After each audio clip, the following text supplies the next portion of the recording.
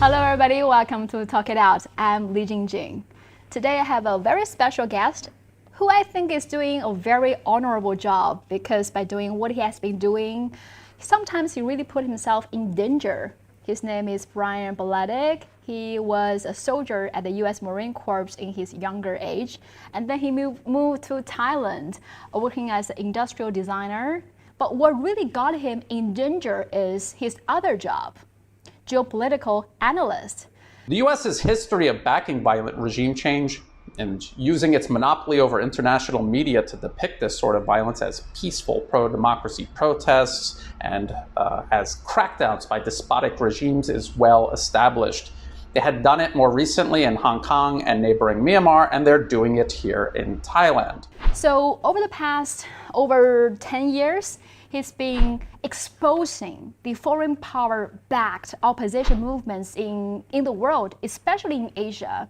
He used to use the pen name Tony Cartalucci, but since last year, he decided to reveal his real identity. Brian, welcome. Thank you. Thank you so much for inviting me. I'm really happy to be having this discussion.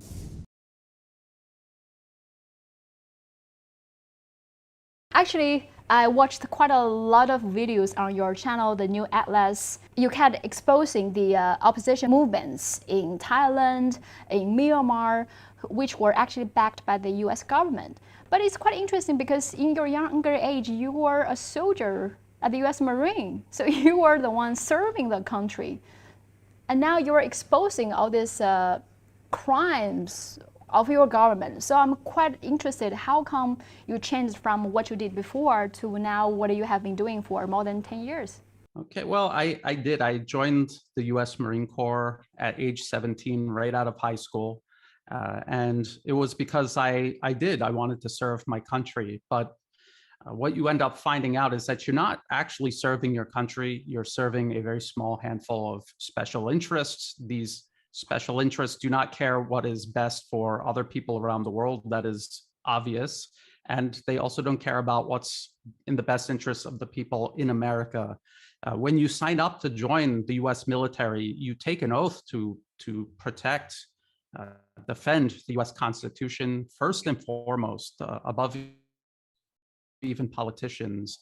And what I saw, and actually what a lot of people in the military see, is that that is not what they're signing up for in actuality. And so when I started to realize this, as I saw evidence of this while I was in the Marines, I decided I didn't want to do that anymore. I wanted to get out.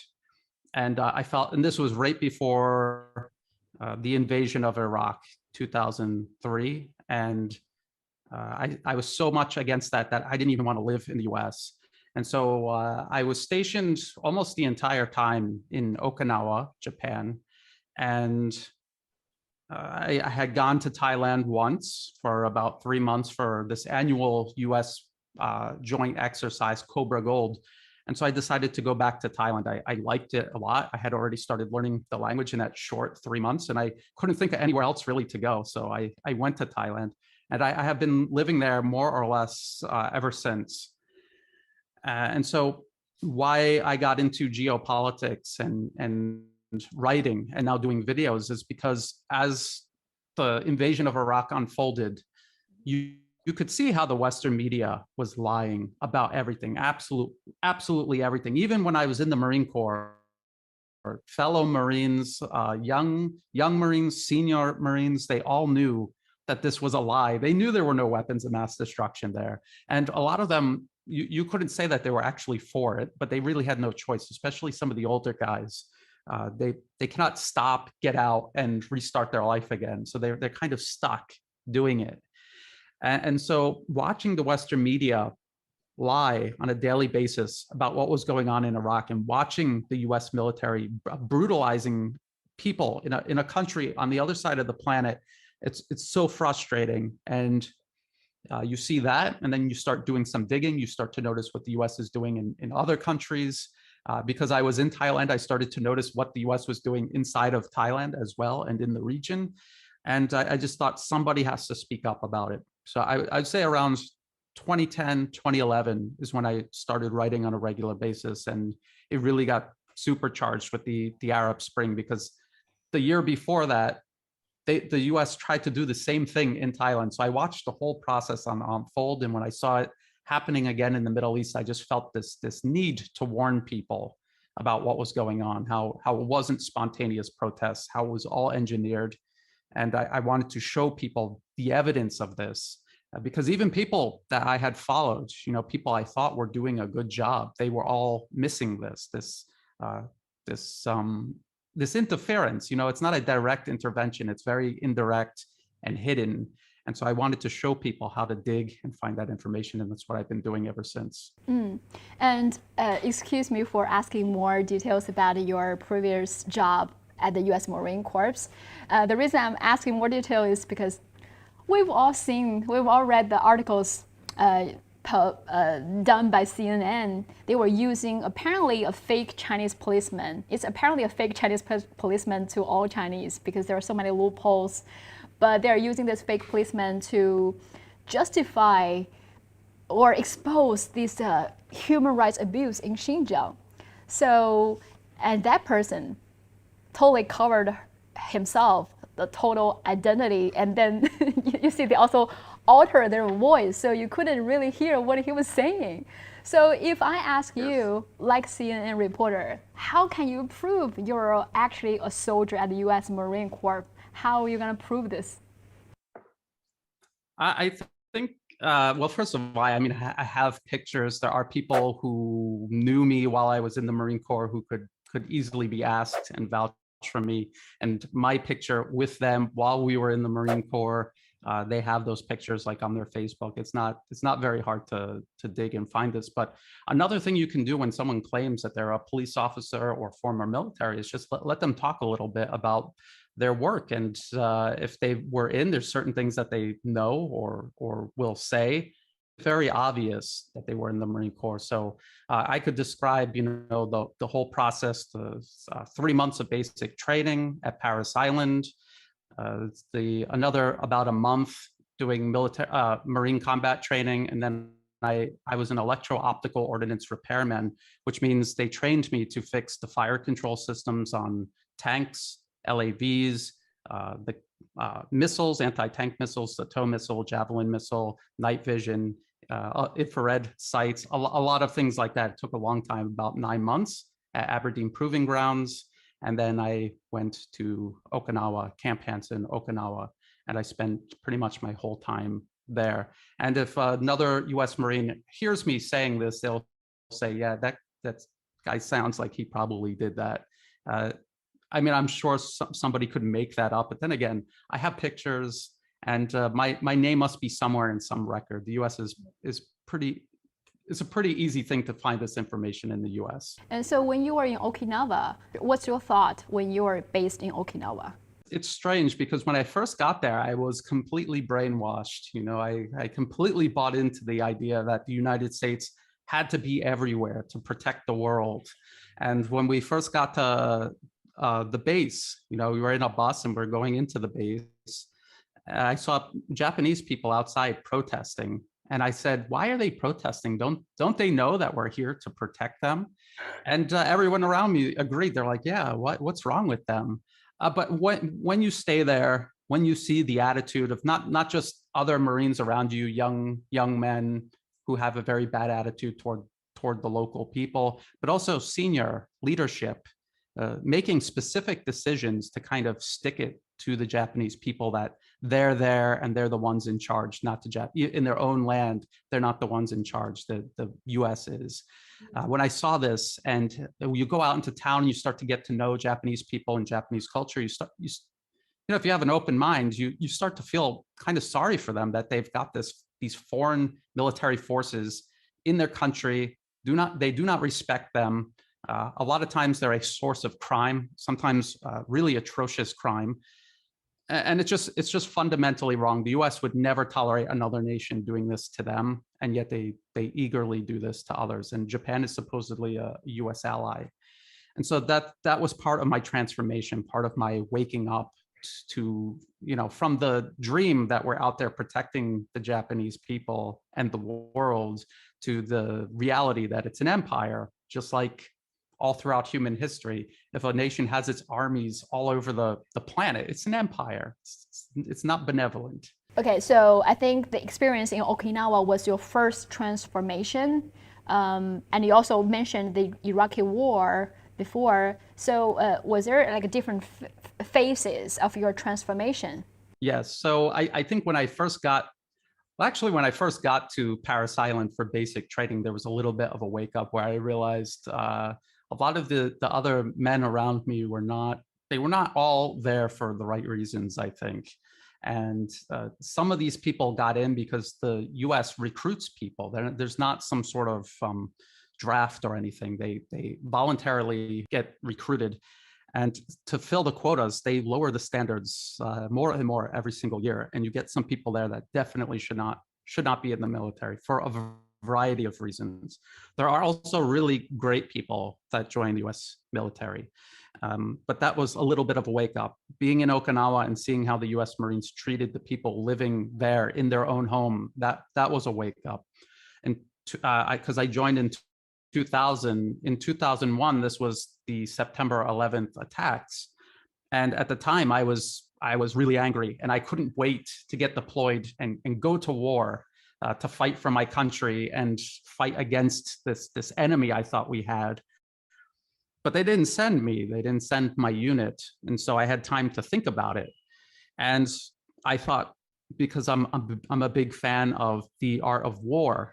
In The Art of War, they say you need to know yourself and know your enemy. So I thought it would be a great idea to read through the Quran, because this is supposedly the source of this extremism that we were told is this threat. And when I read through the Quran, I realized the things the media, the Western media and Western politicians were telling us about Islam and Muslims were not true. These were cherry-picked verses out of the Quran. In context, it has a completely different meaning. And so I realized the whole thing is a lie. Why would they have to lie to us if it was true? Why, if they're really this bad and they're really our enemy, why would they have to lie like this? And so that was a really harsh wake up call. That was really like my eyes finally open. You know, like you're waking up in the morning, you can start to hear stuff. And this is when my eyes were finally open. And then the lead up to the Iraq, the final straw. And this is when I said, I cannot be part of this anymore. And that is when I fully woke up. There's still a lot to learn, obviously, but I was fully sure that I didn't want to be a part of this anymore. And then you just didn't even live in the US. And then I think ever since that happened, that transformation, you moved to Thailand? Yes. So I had to go back to the US to get out of the Marine Corps. And then I think my family understood and supported my decision. At the time, it didn't seem as obvious that the US was headed down the wrong road. Now my family fully understands it. And now they're like, Brian, you were right all this time. But yeah, I went to Thailand. I went back to the US for a short time because I had been in Thailand for years and hadn't seen my family. But then when my family started visiting me in Thailand, I have not been back to the US since. So I went only one time back to the US. And I lived in Singapore for about a year or so. And that's when I got into studying industrial design, which is actually my profession that I have chosen, that I actually want to do. This geopolitics is something I feel like I have to do, but I don't like doing it. It's really stressful. Sometimes you look at these horrible things that are going on around the world, and you're one of the few people speaking up. It feels very daunting and almost futile, but you know you have to keep doing it because it's the right thing to do. So yeah, I've been in Thailand for 17, 18 something years about. You just said it's something you have to do. Even though you don't enjoy it, you feel like someone has to do it. You have to do it. What was the reason that made you feel you have to speak up? Well, number one, I live here and now I have a family here, and I don't want my adopted home burned to the ground like the US did to Libya, Syria, Yemen, the way they destabilized and destroyed parts of Ukraine, what they're doing to Venezuela, Iran, even those violent mobs in Hong Kong. I do not want to see that here where I live, and the people that I know who are my friends and my family being targeted by that sort of malicious violence and this malicious agenda. So that's a very selfish reason to do it. But then again, it's also just the right thing to do. If you see something wrong, you have to speak up about it, especially if no one else is doing it. And I'm the first to admit that I don't have much charisma. I don't like being in front of a camera. There's other people that could do this a much better job than I can. And I would be so happy if someone came along and just covered Southeast Asia, but nobody was. There's people that cover Latin America, the United States, Europe, Middle East, East Asia, but hardly anyone in English covers Southeast Asia. So I thought it was really important to cover this and show people how it's related to all of these other things. I really need you to educate me about this because you're the one living in Thailand. You observe the whole situation. Can you share with us some of your observations during the protest in Thailand? Because we saw it on the news all the time, but I think back then we didn't have that much deep understanding about the Western propaganda, the Western intervention until the recent years when there were big conflicts when China became their target. We started to feel, wait a second, that's what you did to other countries before. So it's like a wake-up call to a lot of people here. But so could you educate me and also a lot of our viewers what really happened in Thailand? In 2010, because this is when I first started writing, I was covering the situation here in Thailand. So they had, what they call a color revolution, and these protesters were literally wearing red shirts. They were all wearing the same color shirt. And they kept saying it was about democracy. It's about democracy and human rights. And if you lived here in Thailand, you would know that they're actually fighting for this billionaire named Thaksin Shinawatra. And before he became Prime Minister of Thailand in 2001, he had been working for a US equity firm, Carlyle Group. He was connected with this inner circle of special interests in the US. When he became Prime Minister, he vowed to use his connections to be a matchmaker between private investors and Thai public assets. He was saying this openly, and nobody was picking up on it. He had the worst human rights record in Thai history, all of Thailand's history. He had a war on drugs where people were just being killed in the streets, no trial, no arrest or anything like that. He put down a protest in the Deep South where over 80 people died in a single day, And then he got ousted by a military coup. And of course, the US likes to depict when their chosen client regime gets ousted and it's by a military coup, they'll just say, oh, evil military dictatorship. But actually, the military was trying to stop someone who was very abusive, who was piecemeal selling the country out, privatizing national assets like the oil sector. And he was also getting ready to do a Thai-US free trade deal without asking Parliament. So it was basically he got in and he was just selling everything. It was like a thief getting in and just having his way with everything. And so he was finally ousted. And it was bad enough as it was. But then we started looking at the protest movement and these organizations supporting it. And you're wondering, why are they lying? You know they're lying, but why are they lying? Why are they making up stories? Why are they only telling half of the story? Then you started noticing that they're all funded by the same handful of organizations. So the National Endowment for Democracy, which the US itself admits this is what took over the CIA's responsibilities in regards to US sponsored regime change. And so by 2010, so Thaksin Shinawatra got ousted in a coup in 2006. By 2010, he was trying to get himself back into power. And so they had these red shirts out in the street. The protest wasn't really going anywhere. So in order to escalate it, remember, this is 2010. In order to escalate it, they brought in these militants who started shooting up not only the riot troops, but also their own protesters to create a bloodbath. So this was April 10th, 2010. And there's even footage where there's a spotter moving this poor guy into position to get shot by one of their snipers. It's horrific, and it's so diabolical when you understand what you're looking at.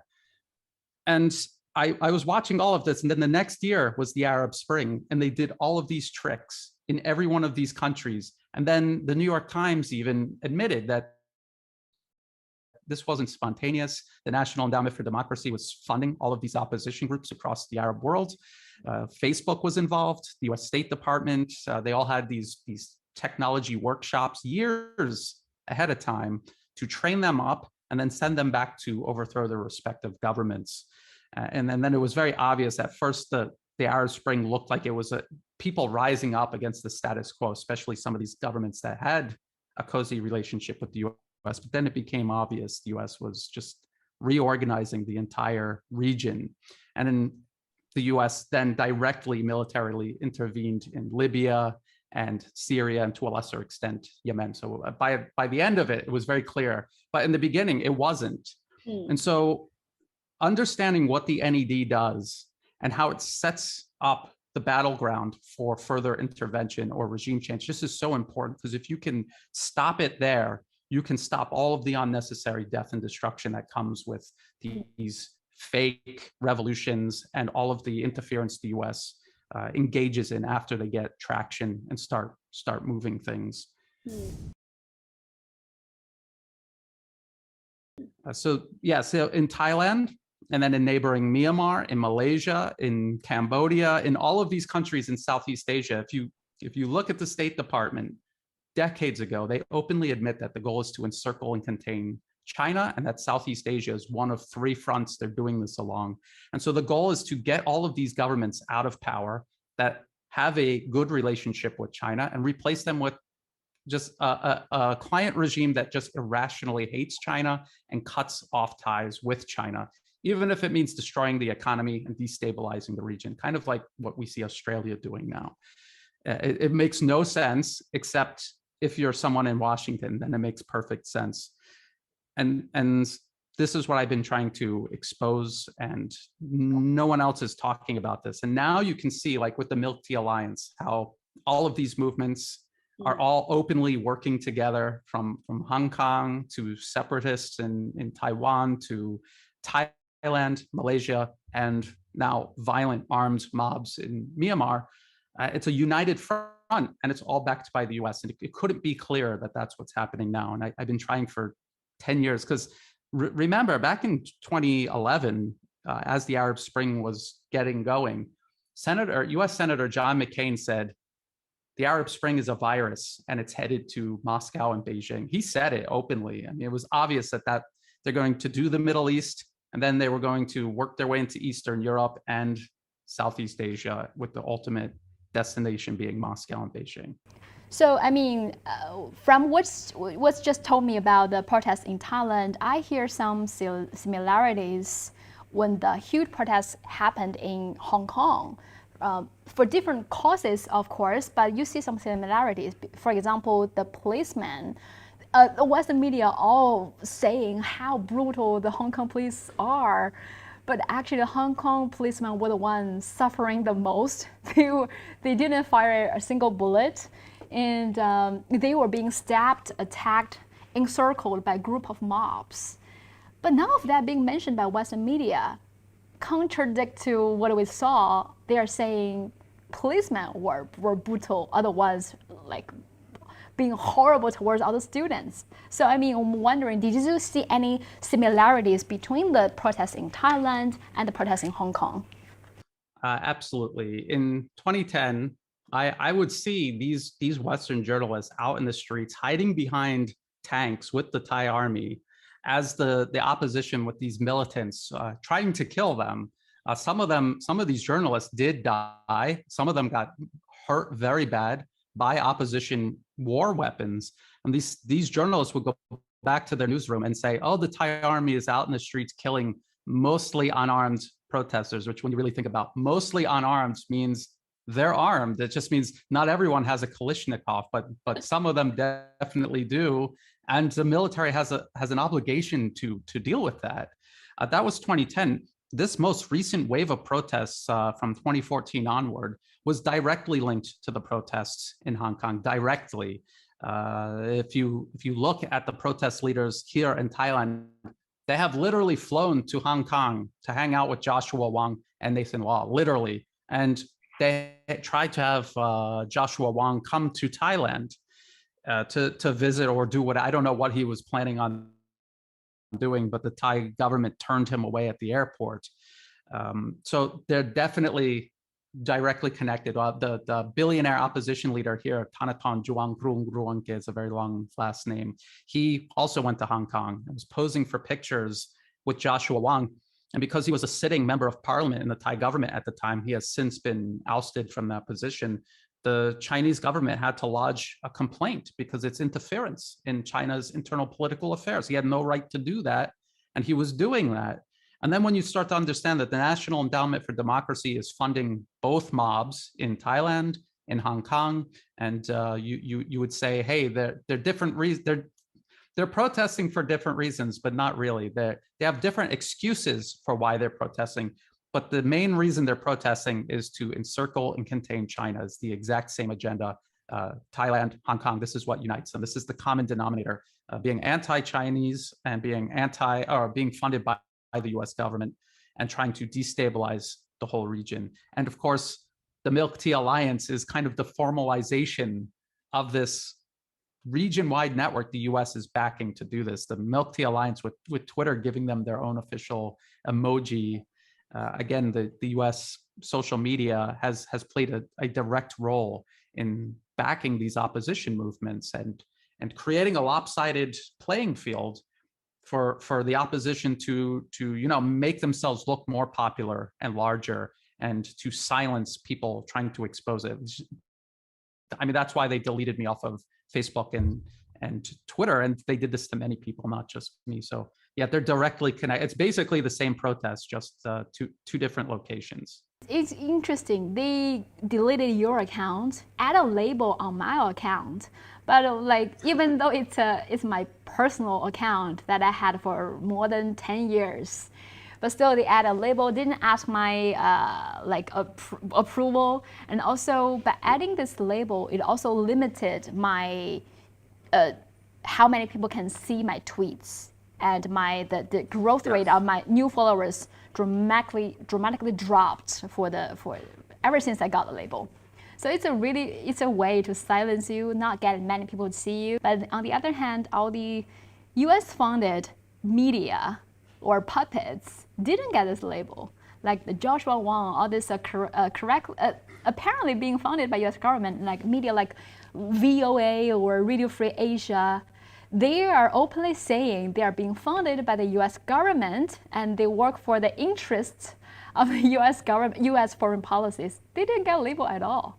So this double standard I think it's quite funny. And also what you just said about the protests in Thailand, all this violence of the protesters won't be featured by the Western mainstream media. Same in Hong Kong, when those protesters stabbed people, set people on fire, killed an old janitor, and they were blocking the roads, stop locals from going to work, who have many mouths to feed in their families, and were assaulting those people who don't agree with them, assaulting the family members of the policemen. Yet they were being called the peaceful protesters.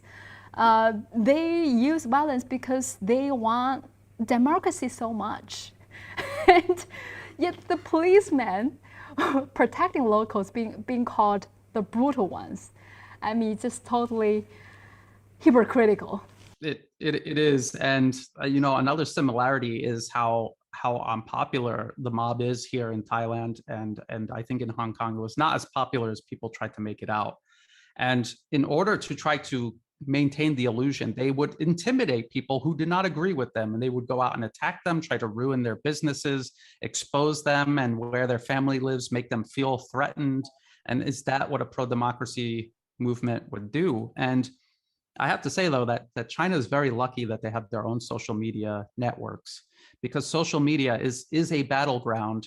And if it's within your own borders, I mean, it's like your airspace, your land borders, and your coasts. Your information space needs to be protected in exactly the same way. And for Thailand, who depends entirely on US-based social media, it's like having a foreign army in your borders, running everything, running who gets to use the roads and who doesn't. It completely makes it unfair and puts Thailand at a huge disadvantage there. Internet sovereignty is non-existent. I think China sets a good example on how to develop your own social media so that it could be used for the best interests of the people in that country, not people in Silicon Valley and their partners in Washington and on Wall Street. Yeah, the reason like the Facebook was banned in China was because before we all could use Facebook, but in the year 2009, during the riots in Urumqi, basically all these terrorists, separatists were using Facebook to organize these attacks. So they're exchanging informations. Basically, the Facebook was the platform for for all the terrorists. Yeah. That's why, and they refuse to cooperate with the Chinese government to handle all those separatists, to handling all the informations of the terrorists. They refuse to cooperate with China. So that it's too dangerous to have this platform in China now.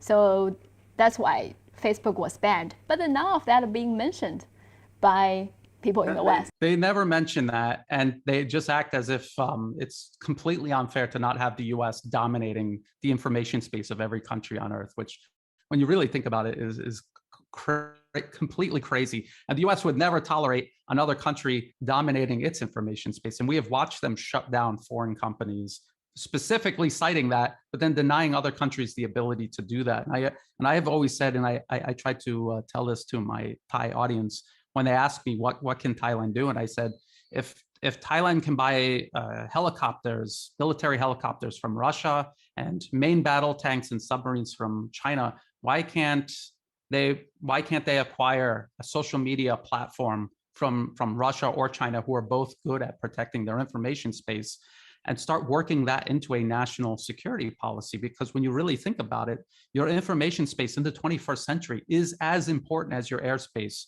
your shores, and your land borders. And if you're not protecting your information space in the 21st century, you're not protecting your country at all. So I just hope that's something that maybe people in the government in China and in Thailand, I hope they think about that and think about it as a possibility, to improve relationships. It could be something else that is a common ground to work together on. And it could also improve security throughout the entire region, because a destabilized Thailand or a destabilized Myanmar is a problem for everyone in the region, not just the country immediately affected. It's interesting because you mentioned how they use the Southeast Asian countries, destabilize them, and in order to encircle China. Because I'm on Twitter a lot, and then from time to time, people will comment, see, China's big bully because they have disputes with all its neighbors. All the neighbors don't like China. So, I mean, you've been living in I've been to Southeast Asian countries a lot, like the Philippines, Vietnam. I've traveled to all these countries quite frequently before COVID. But as someone, you lived there for 15 years now, probably. So what's your observation? What's the relationship between China and all those countries? Obviously, there is a lot of historical relations here in Southeast Asia with China. There's a lot from Chinese culture and history that is shared with a lot of countries in Southeast Asia. A lot of people living here know for sure about a certain percentage of their heritage that is actually Chinese, and they're proud of that. That's not something they're ashamed of. And over the years, when I first got here, you could tell that Thailand's main trading partners were the US and Japan, not China. And you could watch over the years how China has risen and how it has completely tilted the balance of power in the region. And it makes sense, because China's by population the largest country in the world. And if all human beings are equal, why wouldn't the country with the most people have the largest economy? It's just common sense. But to the United States, it's an empire with a fraction of the world's population, and they're determined to run the entire planet. And the only way they can do that is by keeping everybody down. But getting back to China's relationship with Southeast Asia and Thailand in particular, I have watched the trade go up. I have watched the number of Chinese tourists flooding into Thailand. This is a very good thing. Before that, tourism, I mean, Thailand has a reputation for being a tourist sort of nation, but in reality, it was never like a disproportionate amount of the GDP. It was about average when you compare it to other countries around the world. And it was only when Chinese tourists started coming in large numbers that it became such a large percentage of the GDP. And again, that's like a very good thing. And the government is trying to get back to that because of COVID. And you'd watch all of the signs go from English and Japanese to Chinese, and to a lesser extent, Russian, because the demographics are changing. All around the world, there's this shift of power from West to East, and you can see it every day, everywhere you go, incrementally, year by year. And a lot of businesses here in Thailand depend on China in many ways, especially as a source for products, especially for retail, and also as an export market. China is now Thailand's largest export market. So that's important to remember. And now, two other very interesting recent developments is the Thai military buying Chinese weapons. So, and not little things either, main battle tanks. There's a submarine deal. This is a very major deal, because when you buy a submarine, they're not just sending you a submarine. There's all kinds of training, support, and everything that comes with it. It's a complex system. And so this is illustrating how close these ties are getting and how big they're getting. There's also the high-speed rail link going from Kunming through Laos, which that line is already completed. It'll be operational in December of this year. And from Laos, Vientiane to Bangkok, that's already under construction. So this is a huge shift. If you came here 20 years ago and someone told you that this is what Thailand would look like in 20 years, you might not have believed it, but that this is what has happened. And this is what the US is trying to desperately reverse, which makes no sense, is highly destructive, just trying to do it. And what are they trying to stop, basically? Progress. Because even though the US and Japan had a lot of trade with Thailand, they were not really investing in infrastructure and things like that. It's China that has come in and raised all of these countries up with it as it's rising. Yeah, indeed. For example, like 20 years in Afghanistan, they've spent billions of US dollars. But then after 20 years, most of the local people didn't even have enough water, running water or electricity, just some basic necessities. So where did all these billions of dollars go? So, and when they see some countries like Southeast countries are growing with the help of China, or like they're joining hands together to develop all together, and they want to destroy them. It doesn't make sense at all. It doesn't make sense unless you are an imperialist and you understand that in order to be a powerful empire, you need to just keep everyone knocked down. If you're building infrastructure in a country that you're trying to subjugate, that infrastructure is going to make them stronger as a nation and more self-sufficient. So that's why the US never builds infrastructure anywhere. And people say, we're worried about China. They're going to become the next empire, or they're the only empire, because the US pretends it's not an empire. But what China is doing is building up countries that it works with. It's not dominating them. It's not lording over them. They're building them up. When these countries, say Laos, for example, with this high-speed rail link, that's going to improve their economy a lot. It's an impoverished country. They have no leverage, no power at all. This is the first time in recent history where they actually will have some kind of leverage, some kind of way to improve their standing economically. And the more money you have, the more say you have. So it's what the US is saying and what's actually happening are two different things. What you said about bullying is I think it's so funny. The US says China is this big bully in the South China Sea, especially. And when you actually live here, you read stories every month or so about all of these other countries fighting with each other in the South China Sea also, because what people don't realize is they all have overlapping claims. And this is common all around the world. The UK and France, for example, they fight over water and islands and stuff. So it's not something that is worth turning into a conflict. And the nations here, they all bilaterally work these things out. It doesn't even come close to becoming a conflict. The US is injecting itself into these minor disputes and trying to inflate them up as an excuse to stay here militarily and to just make problems with everybody. And say Vietnam, for example, the US acts as if they're such close allies with Vietnam, and Vietnam hates China so much, but I mean, I just watched China complete a metro project in Hanoi. They got a high-speed rail link going right up to the border. They gave Vietnam access to the China-Europe freight lines. So I mean, there's all of these actual real things going on, and then what the Western media pretends is going on. They don't match up.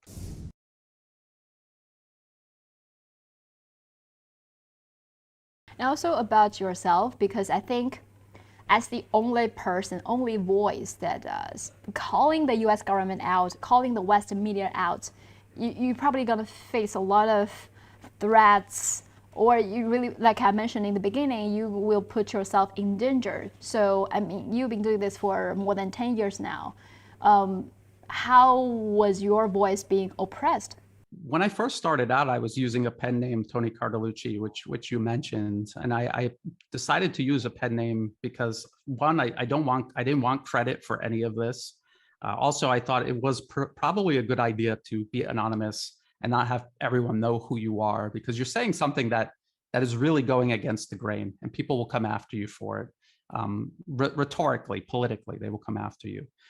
But the only real direct threats that I ever got were by probably mentally ill individuals on social media. I think everyone has crossed paths with people like that. But the reason I decided to come out and use my real name was, one, Facebook and Twitter on the very same day deleted all of my accounts, not just my political accounts, but also my accounts in my real name, which means they obviously knew who I really was. So someone out there censoring me to silence me knows exactly who I am. So what good does being anonymous do in those circumstances? And then probably the deciding moment was when the US Embassy here in Bangkok repeatedly, they didn't say my work directly, but they said an English blog talking about US interference. So who else could that possibly be except for me? And they were saying basically I'm just a liar, and it's not true. Even though you can go to the NED's website and see all the core organizations listed there with money amounts in US dollars that the US government gives them annually. So I thought it was a good idea to come out under my real name so people knew who I was. So in case anything at all happened to me,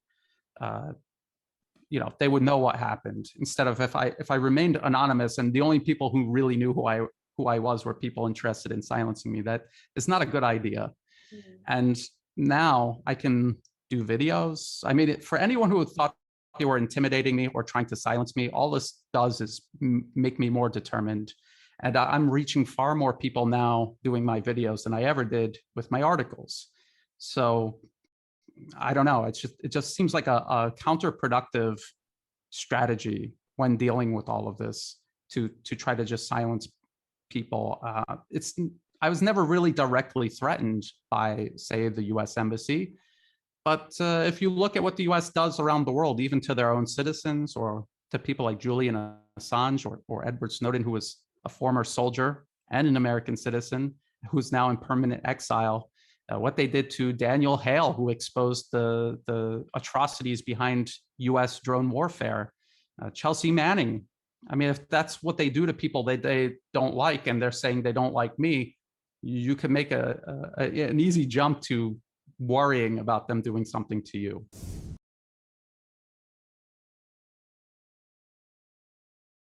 And also, I've noticed your recent contents, your recent videos shift focus from, like, say, events in Thailand, Myanmar, to Xinjiang autonomous region in China. You did quite several videos exposing the lies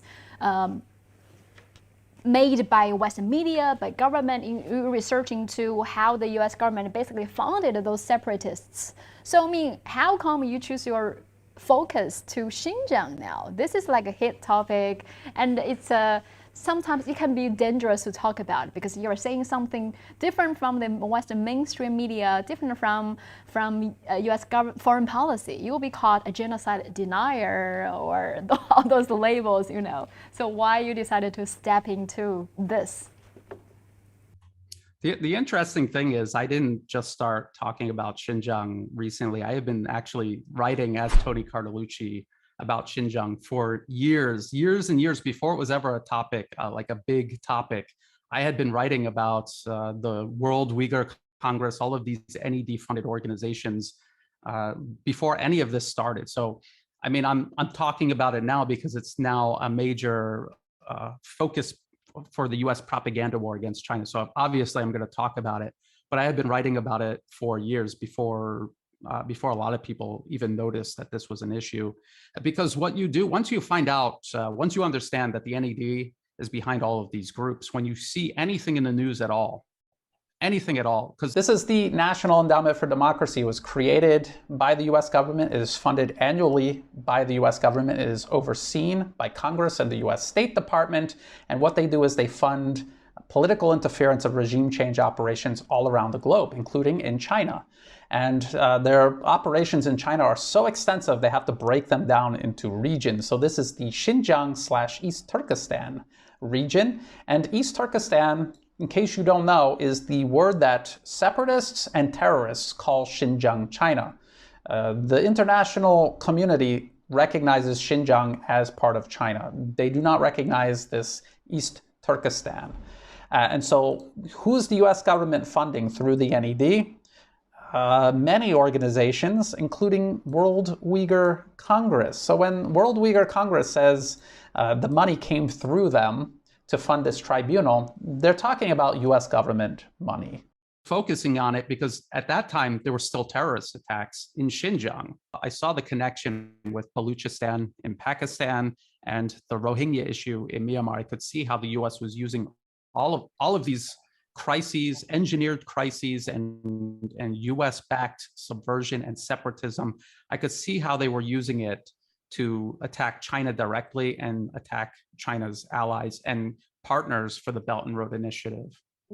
So basically, you saw this coming. You predicted this. Yes. Like many years ago, people should go to my old blog, landdestroyer.blogspot.com, and just type in the search box, and you will see articles from like 2011, maybe something as far back as that. Because when John McCain said it's going to Russia and China, I immediately started researching everything to do with Russia and China and how they might be undermining both countries the same way they were doing in the Middle East with the Arab Spring and the same way they were doing here in Thailand. Is there anything else that you want to share that you think is important to share but I haven't asked?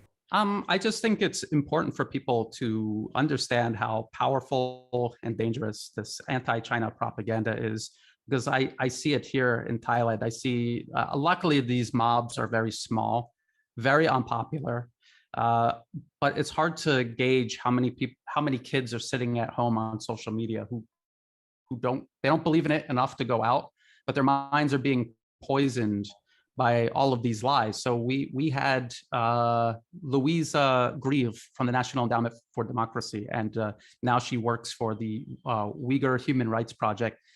She actually came to Thailand, went to Chulalongkorn University, joined this activist named Netwit, who has gone to the Oslo Freedom Forum, and he's one of these US-backed or US-adjacent activists. And they had a whole seminar on repeating all of these lies about Xinjiang and poisoning the Thai youth against China. And you have to think, when you look at how important China is to the entire region, economically, culturally, historically, poisoning this is like turning children against their parents or cousins against one another.